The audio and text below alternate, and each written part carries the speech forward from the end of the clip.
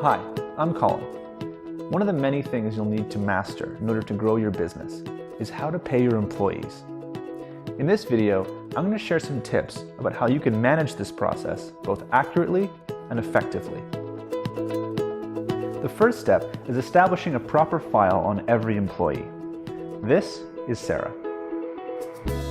If I was going to create a file for Sarah, I would need to collect several different pieces of information, such as her contact information, her employee number, and any other piece of official documentation, like her job application, her contract, or any performance reviews.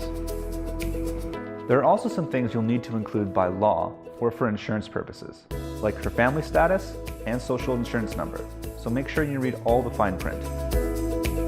Each employee file also needs to be updated regularly, and since you're dealing with people's personal information, like Sarah's, it needs to be kept confidential, so keep it somewhere secure.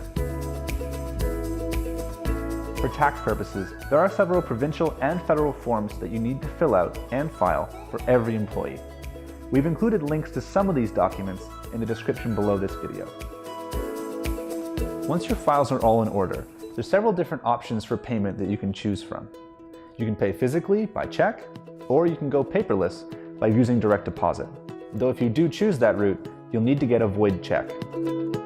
Whichever method you choose, remember that you have to pay your employees at least once every 16 days. And you should be providing them with pay slips that include important information like the pay period, pay rate, the number of hours they've worked, and any overtime. Once the pay slips are ready, you can deliver them physically, by email, or by regular mail. Again, just make sure they remain confidential. As an employer, you're also responsible for including the details of amounts deducted from each paycheck for taxes or contributions. Now, this can be one of the most confusing parts of the entire payroll system, and it can be one of the most problematic if you get it wrong. So it's not a place to cut corners. There are 3 ways you can go about doing your calculations. You can do them yourself, you can use an online resource, or you can outsource by going to an accountant or a professional payroll service. The first issue you might run into is calculating payroll taxes.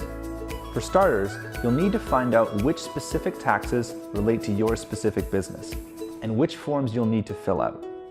All this information is available on the websites of the Canada Revenue Agency and Revenu Québec.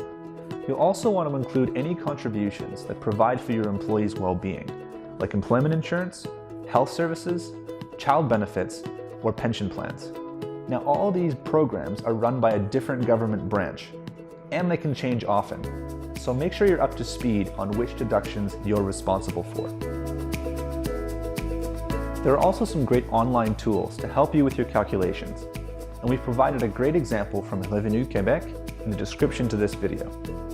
If you still need help, feel free to contact the coaching services at Yes.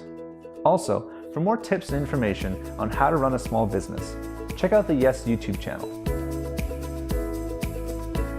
Thanks for watching.